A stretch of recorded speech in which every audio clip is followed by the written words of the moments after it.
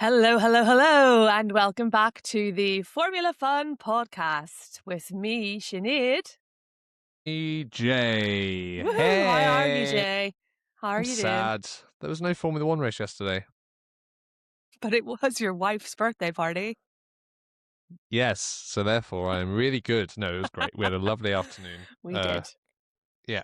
We even hang out together in real life. Can you believe I know. it? Who'd have thought? Yeah, it was So, a lovely day, but we are back, and there is a race this week. We are heading woohoo! to Suzuka in Japan. We are.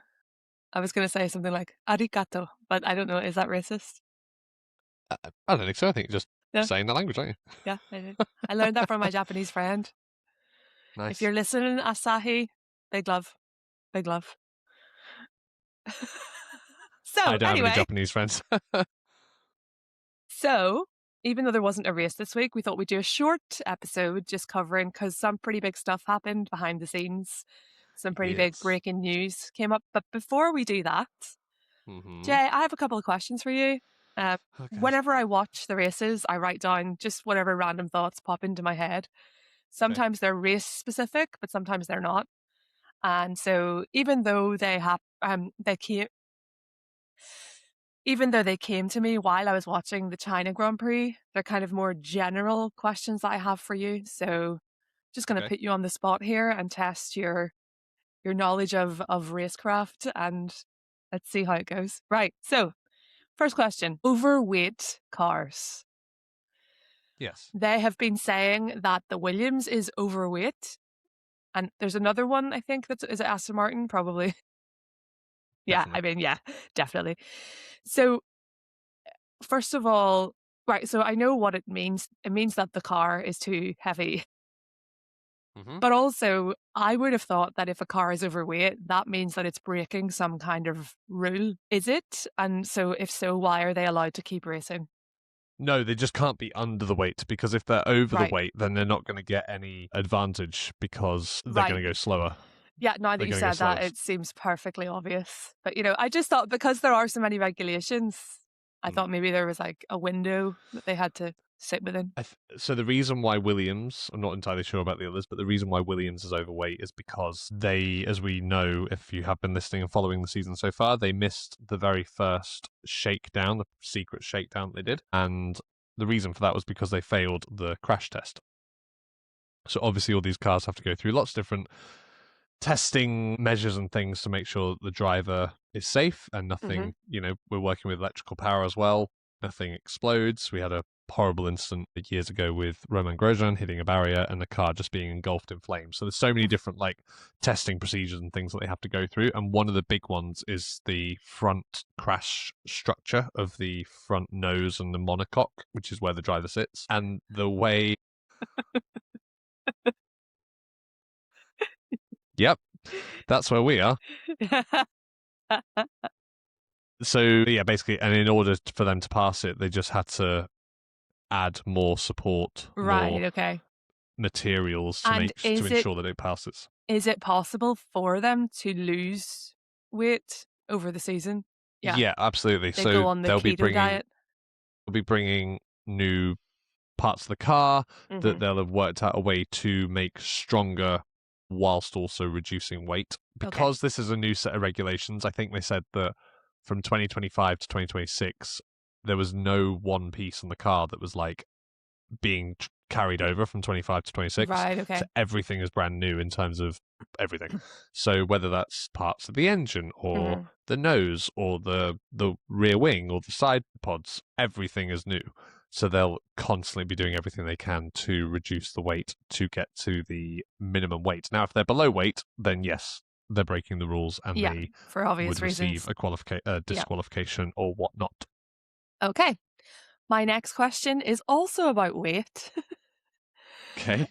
Which is, so we know that the drivers have to maintain a weight, or rather that they have to, I suppose, attempt to be as light as they possibly can while remaining fit and healthy for the same reasons. And you see them when they come off after they finish the drive, they have to go over to the little scales and the guy writes it down on a piece of paper. Yep. Yeah.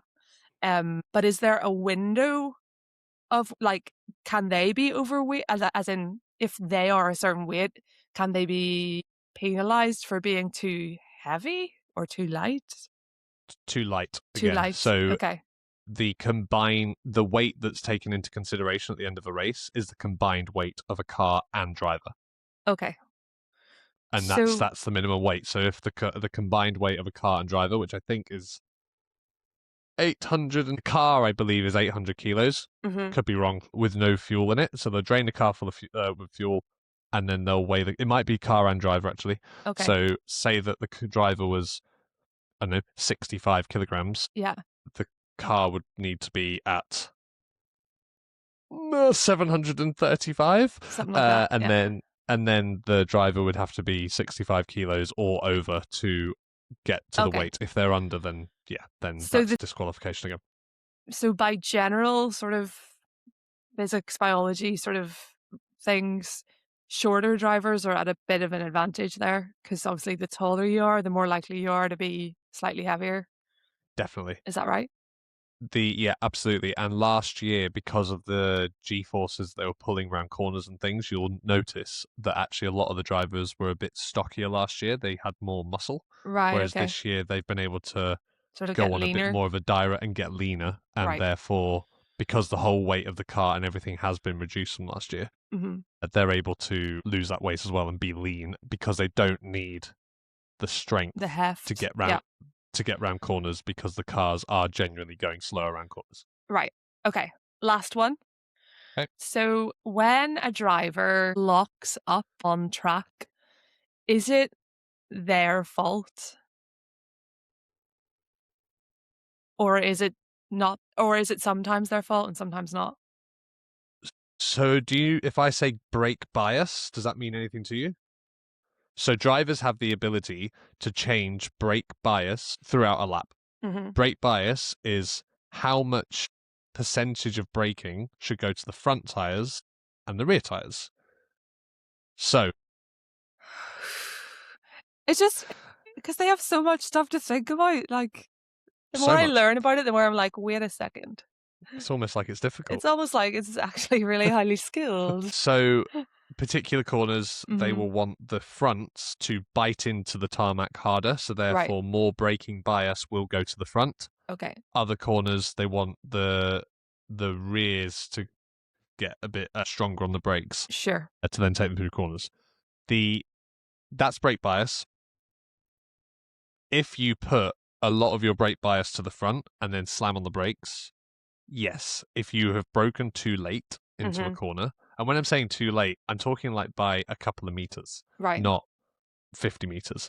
And then as soon as they slam on the brakes, if they have to press too hard or whatnot to make sure the car stops before the corner, then I guess, yes, it's a bit more of a driver error. But there's a caveat to that because there's something called a brake-by-wire system, which I don't fully understand. But basically, it's almost like electronics that are then doing the braking when the driver pushes very hard Right. Okay. onto the brake pedal. And when I say pushes very hard, I mean like they have to push so hard onto Right. that brake pedal. It's not like a brake pedal in a normal everyday Okay. road car. They train their left leg to really be able to stamp on that brake pedal. In terms of the rears, when the rears lock up, for example, Australia qualifying with Max Verstappen, Hmm. that was to do with engine braking also coming into it. So that lock up and then spin into the Was not gravel his fault. was nothing to do with Max Verstappen. Right. That was a Okay. case of That's as why he he was hit the so mad. brakes. Yeah. Yeah, that was a case of as he hit the brakes, Uh-huh. the engine seized up the rear tires, the rear Yeah. wheels, Okay. the I'd axle. say a driver like him rarely would make a mistake like that. It seems. Yeah, Yeah. exactly. Yeah. And yeah, again, it's so fast forward to the race for Australia.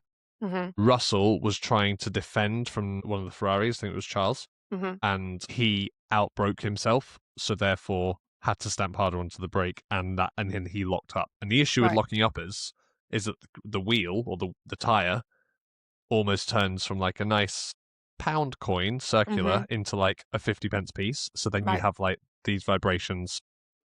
If you lock up once, there's a high chance that you could lock up again because when the tire's going around and you put the brakes on, it's going to find that flat spot Right. Okay. Yeah. which you hear quite a lot in commentary, flat Mhm. spotting. It's going to find that and it's just going to lock up again. So if you lock up once, probably if you lock up again, you're going to be doing exactly the same part of the tyre, which is obviously just going to make you go slower and slower. Right. Okay. Well, those are my questions. Good. I hope there was some insight in that. Yeah. I'm not. Yeah. Sometimes I'm like, I don't know if I'm correct, but good. At least you believe me. All good. Okay. So Big a couple of news. things that has come out. Yeah. So we Mhm. mentioned last week that we've gone from 24 race season to a 22 race season, and that is because of everything that's going on in the Middle East. So how do we feel about that? How like Well, I'm I seeing mean, so, but I also read somewhere that they're also thinking about potentially also Qatar well, being. that's It's a Qatar long and way Abu away. Dhabi Yeah, so I is guess they'll towards the make end of the those season. decisions closer to the time. Yeah. But then I was also thinking, because I had read that other tracks that aren't being used this season had made bids to be the replacements, and that obviously didn't go ahead. I imagine potentially for logistical reasons, but it could be something Yeah. else. So if they were to want to cancel Qatar, for example, wouldn't it make sense to do it now so they have time to replace it with? Yeah, potentially. I think a lot of money in Formula Yeah, One is generated from the Middle East, and right. I think they'll try and hold out as long as they can. They Yeah. might come up with like some sort of contingency in terms of replacing those races. Look, they had the testing in Bahrain. Mm-hmm. I dare say a lot of the teams left a lot of equipment and a lot of hospitality units, Mm-hmm. things for the pit garage, everything in Bahrain, because these teams don't just have one Of everything, unit yeah. that carts everything around.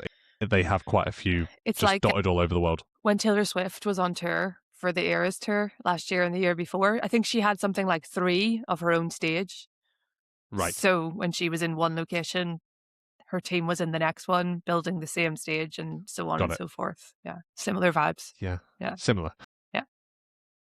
Yeah. So I would dare say that in terms of changing the races, like that is just a logistical nightmare from Mm-hmm. a freight perspective of Right. do we have enough kit? Can we get it there in time? Also selling the tickets. I know that it's Mm. F1 and they'd sell tickets, but Yeah, what it's such I think short what I notice. th- what I think would have made sense is they did this in COVID. They did 2 races in Austria Mm-hmm. and they did another 2 races in Silverstone, and Right. they did another 2 races in Bahrain, but they Okay. changed the layout of Bahrain just so that the circus didn't have to travel around and Yeah. more people potentially get COVID, etc. Mm-hmm. To do another race in Japan would have been class Yeah. because Suzuka, where we're going to this weekend, is probably the top-rated Formula One track for drivers. They love it Mm-hmm. because of the swooping turns and just the layout is great. Like if they did Japan, but like I don't know, they could like reverse it would Sure. be insane. Yeah. But I mean, they're never going to do that. But if they did another race in Japan, that probably would have made the most sense to me. But Sure. it just all needs to fit in with like the scheduling, Yeah. work hours, shift patterns, flights Mm-hmm. that are booked, Yep. freight, selling it, marketing. There's so many things to do. Mm-hmm. If I dare say, if Qatar and Abu Dhabi do get cancelled, they will probably then have a contingency because I think they've gone. This is the biggest season of the Formula One calendar ever. We've got Yeah. 24 races and now we've got 22. To then go down to 20 would be like, Yeah. yeah, Yeah. Obviously, we're not going to delve in much into the political side of things no, because we're not qualified to talk on that at all. But as you say, I actually didn't really think about financially how much money they get from the UAE as a whole and well, sort of how. McLaren, I think, is more than half owned by Bahrain. Mm-hmm. There's a prince in Bahrain, maybe. Okay. And so all those sponsors and stuff are very much based out there. So yeah, it's a big kick in the teeth for those teams, but Yeah. also safety's paramount, right? Sure. And I'm not, Yeah. and Like in the I'm grand scheme of things, obviously, they're. yeah, and I'm not just talking about safety of Formula One teams and drivers, like of No. course, but Yeah. it's about the world Yeah. not imploding on itself. Sure. Yeah. But fingers crossed. I mean, I think a lot of teams will also take this as a bit of a thank God we've got a break to try and fix things. Right. Yeah, because now they have what, like 5 weeks or something It's between. huge. It's almost 2 months. It's 2 months. crazy. So we're doing Japan, and then the Mm-hmm. next place we go to is Miami, and I think all of the teams are going to be Mm-hmm. going, great, here's an extra 3 weeks that we didn't think we'd have just to Mm-hmm. all be in the factory and just develop these cars and get them better. I'm saying that obviously there are always people in the factory, but as the whole team can Yes. be in one base instead of Yeah. half the team going elsewhere. My only thing is like when Russell does win this championship, you know, I have a little bit of concern that people will be like, oh, it doesn't really count because it wasn't a real season, because they cancelled 2 of the races. Yeah. So I'm sure he really cares about that. I have some. I think Russell was fuming that Antonelli won on that No, he Sunday. wasn't. I No, just he think some of it wasn't. was just like he wasn't. I think Russell fully almost expects this world championship handed to him on a silver platter. Oh, that's And I absolute think as soon as BS.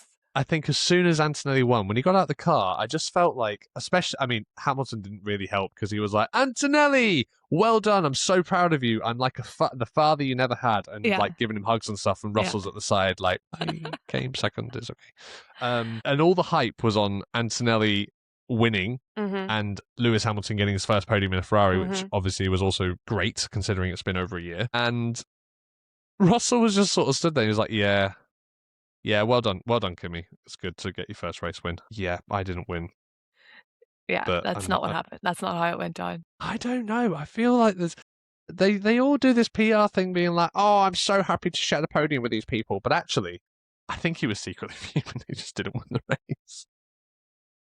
Okay. Well, Read the body language. Agree to disagree. Okay. Okay. Jonathan Wheatley. Thoughts? Yes. So, for those who don't know, Jonathan Wheatley started as a mechanic and has worked his way up and then was head of engineering, head of strategy, something like that. Head of strategy Yeah. at Red Bull Racing. Worked his way up and then left Red Bull and joined Kick Sauber last year because of, as team principal, he's worked his way all the way to the top, and Kick Sauber were becoming Audi this year. Brand new team. Audi are huge power plays in terms of the world of motorsport. Got points in their first race. Well done. Big round of applause. Gabby Bortoletto came in 9th or 10th. Amazing.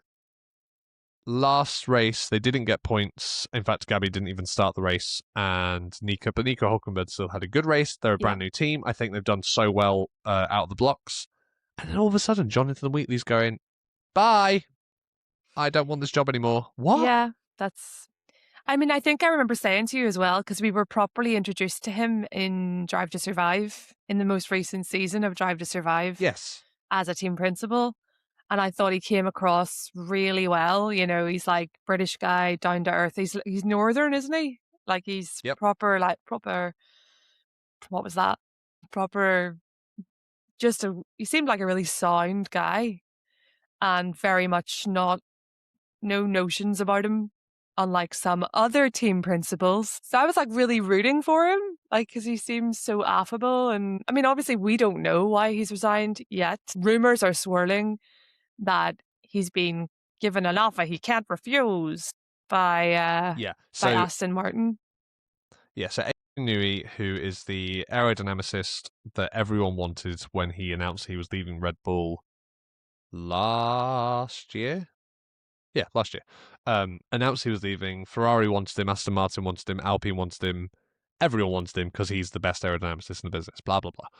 He took the job at Aston Martin. Then right at the end of last year, Aston Martin went, hey, you're also going to be team principal.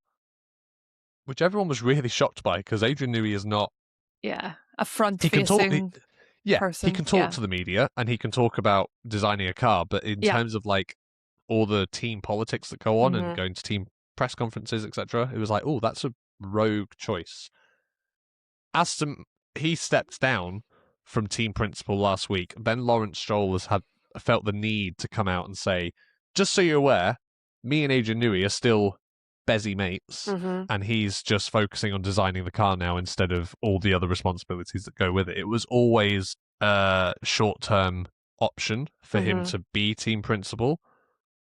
So reading between the lines, this conversation between Aston Martin and Jonathan Wheatley, which we think is going to happen, Yeah. Jonathan Wheatley has currently left Audi for personal reasons, but we think he's going to Aston Martin to take on a team principal role. I mean, they must have offered him an insane amount of money for him to make that decision. Yeah. Yeah, massive. And also, But he'll that's be why I'm based back in confused England because, again.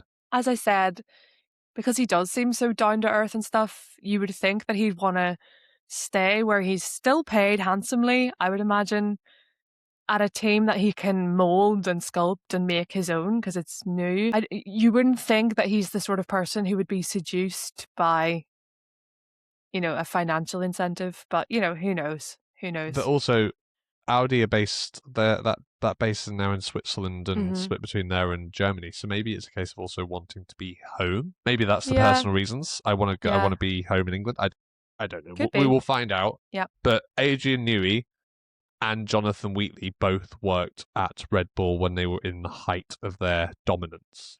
Mm-hmm. So dare I say that's a really good partnership and pairing. Absolutely.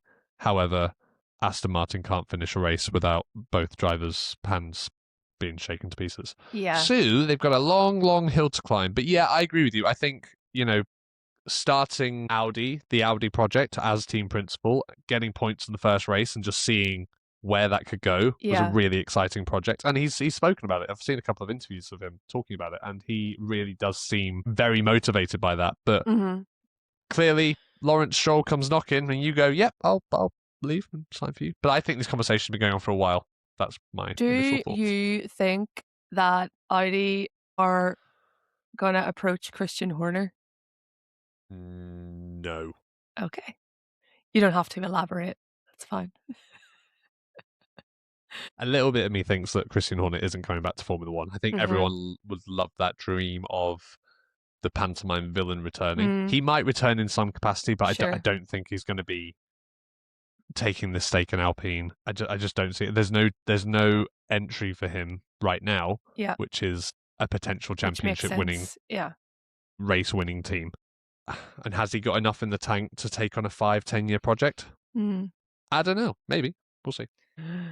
Okay. So, other news from this week, technically not F1 news, but it concerns Max Verstappen. So, of course, we have to talk about it. So, he participated in the Nurburgring and won in a Mercedes car with a Red Bull livery, yeah. And then he was disqualified. Yeah. For using too many tires? Yeah. I didn't follow that race at all, but No. just doing a little bit of reading about it, I think they're only Mhm. allowed 24 sets of tyres, or 24 tyres, and they used 28. I think they changed Yeah. tyres when he did a warm-up lap I or think something. they forgot about a set that they'd used in qualifying or something. Like they did the Right. same number of pit stops as all the other teams during the race, but either they forgot or they didn't know or that the tire count included Qualifying as well. qualifying as well. Yeah. So So he's fuming, absolutely fuming. do you reckon? I sort of go, I don't think he cares. I think he's like, yeah, I won the race, and I know that I was faster than everyone else. In qualifying, he was almost 2 seconds faster than That's actually anyone true. else. Because he did prove that he won. So I suppose it doesn't really matter. He's like, yeah, I don't care. I genuinely don't think he gives a rat's ass. I think he's like, I still won. He had a bad start, I know that, Uh-huh. but then some of the overtakes, some of the things I've seen on social media of his overtakes, I'm like, oh, that's dangerous. Now, Mhm. the Nurburgring is the biggest racetrack in the world, I think. Okay. Hasn't been raced on in F1. If you have seen the film Rush, which I know we were talking about yesterday, it tells the story of the James Hunt Niki Lauda rivalry. Niki Lauda had a really bad accident in, I don't know what year it was. I'm not even going to try. The 70s. Oh, the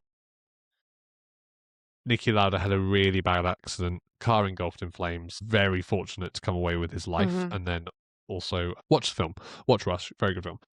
Yeah, F1 hasn't touched that track for a very long time because it is so dangerous and long, and yeah, there's no chance Formula One race or car could even go around it at a proper race speed. Okay. But Max Verstappen wants to take part in other races. He did Nurburgring Yeah, he did say last that. year.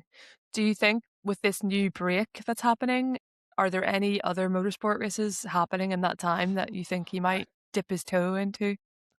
Maybe. I don't know. I feel like I'm just a Formula One fan. I'd love to Yeah, be like, no. yeah, I know that this race is going on, this touring cars or this endurance race. For Le Mans, I watch Le Mans every year, but that's in July, so that won't be, or June. So that won't be him. But I'm sure there's other endurance races. Maybe Spa, Silverstone do the 24-hour endurance race. Maybe there's one of those coming up. But I know the Nürburgring was a thing that Verstappen was like, no, I want to conquer that because it is the most dangerous circuit in the world.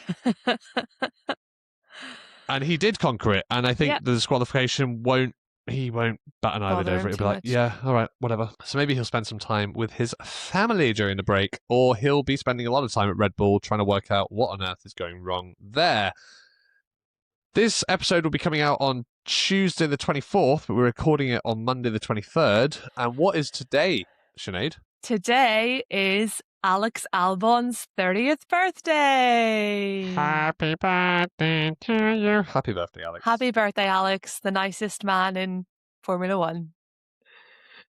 Yep. Happy birthday. 30. Wow. I know. I always think that they're like the same age as me, and they're just not. They're so young. They're not. Such babies. I know. Next up, we have the Japanese Grand Prix this weekend. As I said earlier, the Formula One drivers love this track. I don't know if they're going to love it as much with these new engines, but they do love this track in terms of the sweeping corners. I've played it on my PlayStation because I'm a child, and it is a great track. The Red Racing Bulls, the RBs, and Haas, the V-Carbs, Toro Rosso Racing Bulls, RBs, whatever you want to call them, Red Bull's sister team, and Haas are coming up with a new little livery, which is nice. So Racing Bulls are doing a livery to promote Red Bull's Spring Edition can. Cool. But I have to say that Racing Bull, their livery designer team, always do a really good job. I think their liveries are one of the best. I preferred last year's to this year's, but only a little bit. I think they had do a special really livery last year that was like pink and white. I really liked that one. It was maybe Miami. I don't know. Yes, they did. Yeah. In fact, they've gone for sort of that the same vibe again, but it's with this red. So no, it looks class, looks good. And then Haas are gone for a livery in promotion with the new Godzilla film, which is coming out at the end of the year. And with Japan, Godzilla makes sense. So yeah, watch out for those cars. I think Haas will do a good job again this week because they have been doing a very, very, very good job with one Oliver Behrman. Okay, any other news that is happening? No, I don't think so. I'm sure there's news out there, but we don't know about it. I think that's everything I have. But that's all the interesting stuff that I have. Yeah. Let's go with interesting stuff. Yeah. Plus, this is a short episode, so I think we're... Yeah. We have a new segment, which I made up this morning whilst I was at the gym. And it is... Clang. We're gonna take it in turns when there isn't a race that has just happened and we're doing a race review, and take it in turns to guess the Formula One driver. I've tried to make this week's relatively simple. I appreciate that. I don't want to completely throw Sinead off course, and she's like, I don't want to do this podcast ever again because you're making it too hard. So hopefully... You're making me look stupid. Yeah, I don't want to do that. So this is the first one I did earlier, and I wrote it all down off the top of my head, and I really hope it's correct, apart from one number, but you'll find out what that is. Okay. I started F1 and completed in 300 races. I won 53 of them, and I won 4 World Championships. I started my career at the USA Grand Prix for BMW Sauber in 2007, where I stepped in for Robert Kubica after he crashed in Canada. And then I replaced American driver Scott Speed in 2007 for Toro Rosso. Who am I? so I didn't get it until the very, very last sentence. It's Sebastian Vettel. It is Sebastian Vettel. Well done. Yes. The reason I got that right is that one of my fun facts for the future, which doesn't matter now, is that Toro Rosso won a race before Red Bull did. And Yes, it was they in did. 2007, and it was Sebastian Vettel who won the race. So there you go.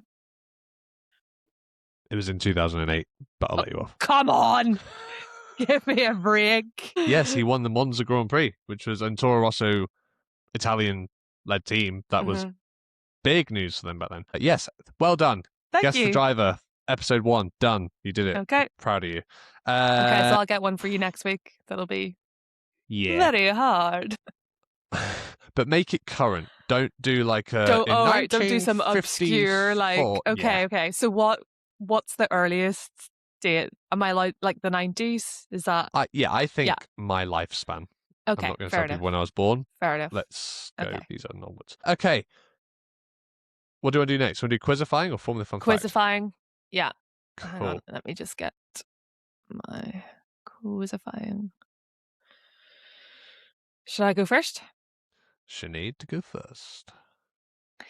Okay, so the answer to this, I'm not going to give you an ABC, but I will allow a 5. What am I looking for? I'll allow it to be right within 5 either way. Right. Jenson Button racked up an impressive number of penalty points in 2015. When they were all added up, he got given a grid place drop in Mexico. How many places did he drop by? Oh, yeah. Okay. So for context, Formula 1 teams are only allowed to run a certain amount of engines, certain amount of gearboxes, certain amount of electronics controls. So ECS? ECG? Something to do with electronics. And I think McLaren in 2015 had a wretched year and they just replaced everything. The first number that's coming to my head is like 65. But then I'm like, actually, was it more ridiculous than that? But no, I think... Let's go with that. 65 place grid penalty. Okay. 70. Ah! So I was in 5. Right. Yeah. Yes! Yeah. Well done. That's very impressive. My heart rate on my little Whoop goes up. We're not sponsored by Whoop, but if Whoop want to get in touch, I wear a Whoop, and my heart rate, I just know I'm going to get a little ding in a minute, being like, "Are you okay?" Good. Glad I got that right. Okay, quizifying from me. Mine is actually taking commentary from the Japanese Grand Prix, because that's what's coming up many years ago, and I want you to tell me who the legend that is Murray Walker, who is he talking about? Okay. And Bleep exits the chicane and wins the Japanese Grand Prix, and I've got to stop because I've got a lump in my throat. Did you tell me what year this was? No, because that would give it away, would it? I can tell you, providing you don't look it up. It was I'm not gonna look it up. 1996. Okay.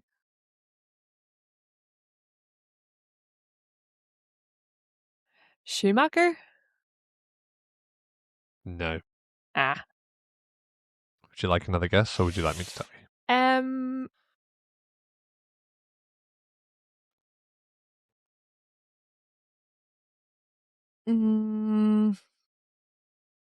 No. Tell me. Okay. It was for Damon Hill. Okay. Murray Walker knew Damon Hill basically for his entire life because Murray Walker was friends with Damon Hill's father, Graham Hill, who was also a Formula 1 driver back in the day. So he was genuinely really choked up when he crossed the line and won the championship. Yeah. And it was lovely, lovely to see. So I think like the next bit after he crosses the line, he's going around the first corner and he's like, no, I genuinely am lost for words. But yeah, lovely, lovely moment. Okay, quizifying is done. We're now going to move on to the Formula Fun Fact. Is this fun? Yeah, why not? It's a form of fun fact from 2022, and I'm going to keep it about the Japanese Grand Prix, considering that's what's coming up soon. So, Verstappen had an absolute rocket ship in 2022, probably more so in 2023, but 2022 was also very, very fast car. He crossed the line at the end of round 18 of 22, the Japanese Grand Prix, and he didn't know that he had, in actual fact, won the championship.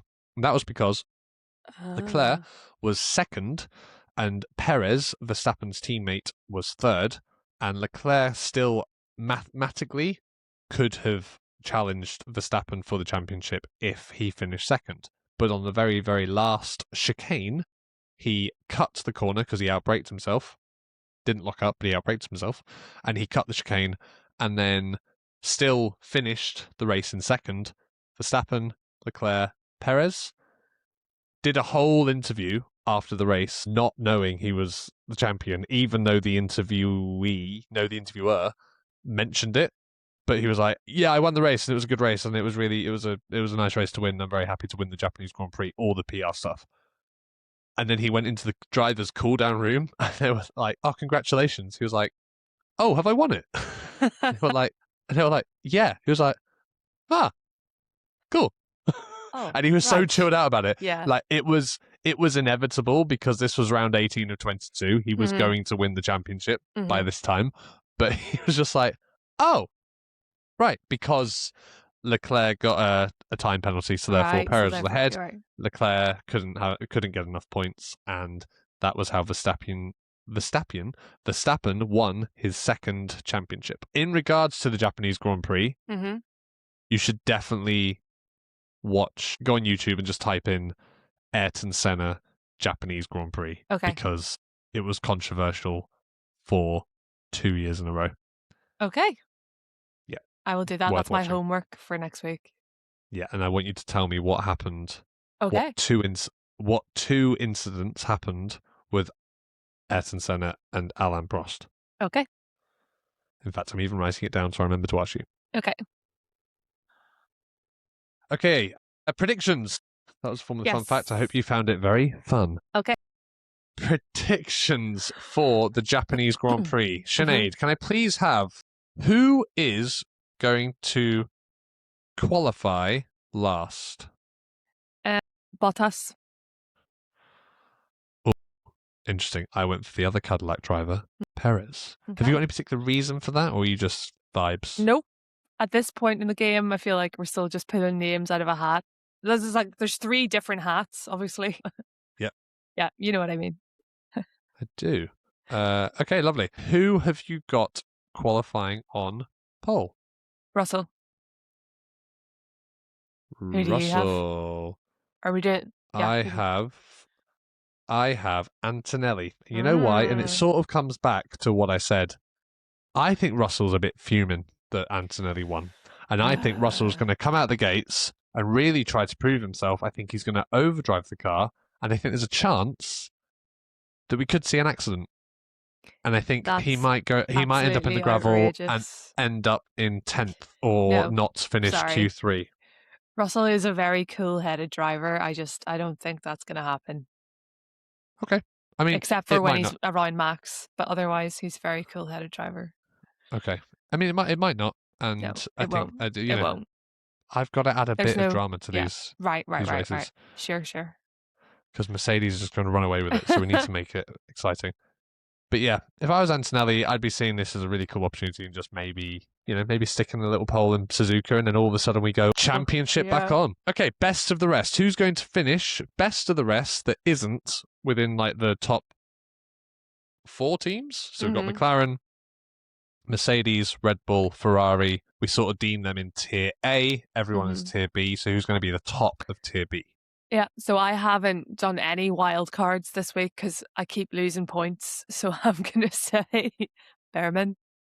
Okay. You know what? I had Behrman as well, but I'm going to change it to Gasly. Yeah. Because I think Alpine and Gasly are actually not doing too bad a job. They're doing pretty well. Okay, top 5. Yeah. Who's finishing 5th? Piastri. That's exactly who I had. He has to have, something. Got to give him something. I'm going to change it that we don't have the same ones anymore. Oh, do we? I'm happy. I bet you our top 5 is like the same. It's probably very similar. Yeah. But because of that, I'm going to change mine on the fly because I'm making that decision. So I'm changing Piastri to Norris. Yeah. I think McLaren need a race. Yes. Piastri starting would be a bonus. Yeah. And Norris, hopefully, both of them using the Mercedes engine better would be great. 4th place. Leclerc. Oh, okay. I didn't go for Leclerc. I went for Mr. Lewis Hamilton. Any reasons for that? I just vibes. Literally just vibes. Yeah, great. In 3rd place, who is on the bottom step of the podium? Antonelli. Yeah. Damn it.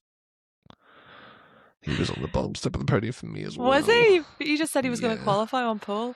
I thought he was. I'm now going to have to change it. Right, okay.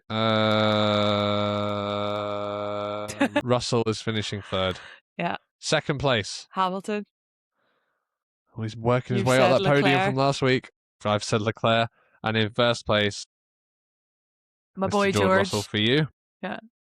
Although, how is he going to win the race if he stood right behind you? Ha ha ha. There he is. And then, there he is. Patronus. And then I have gone for Kimi Antonelli. Yeah. Because, and you know what? Who did I predict to win the championship this year? Kimi Antonelli. If that comes in. I mean, it was a bit of a joke at the time because I was like, yeah, everyone knows Russell's going to win. But if Kimi Antonelli does it, that'd be great. Okay, I think I'm going to lose points this week, but it's all a bit of fun. Yeah.